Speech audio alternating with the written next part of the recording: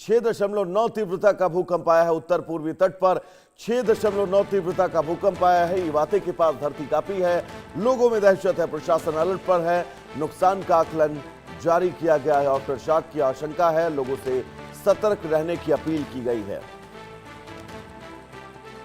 अजय हमारे साथ लगातार जुड़े हुए हैं। अजय, एक तरफ वेनेजुएला और दूसरी तरफ जापान, 6.9 तीव्रता का भूकंप, यानी कि यहां पर भी रिएक्टर स्केल पर इस भूकंप की तीव्रता जो नापी गई है वो तबाही मचाने के लिए काफी है। जापान को लेकर क्या अपडेट है?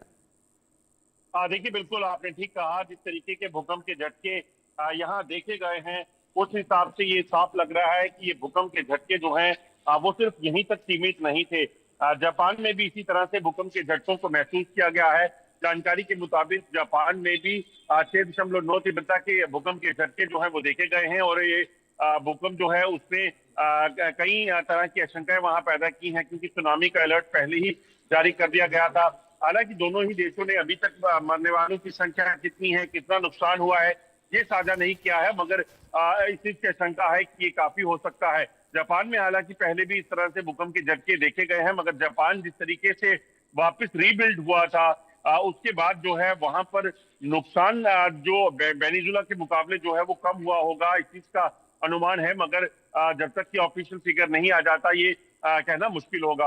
आपको बताऊं वैभव, जो मैं देख पा रहा हूं, जो रिसर्च के मुताबिक पिछले 5 दिनों में 19 तारीख से लेकर अभी तक 12 भूकंप के झटके, जिनकी तीव्रता 5.7 से लेकर जो है वो 7.5 तक बताई जा रही है, वो देखे गए हैं। जिसमें अगर बात की जाए तो अमेरिका, जापान, फिर वेनेजुएला और तिब्बत के जो इलाके हैं, चीन के इलाके जो हैं, इन इलाकों में भूकंप के झटके जो हैं वो देखे गए हैं।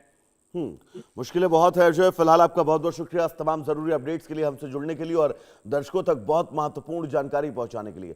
तो इस बुलेटिन में फिलहाल के लिए इतना ही। इंडिया न्यूज पर खबरों का सफर नॉन स्टॉप जारी रहेगा। बने रहिए इंडिया न्यूज के साथ। नमस्कार।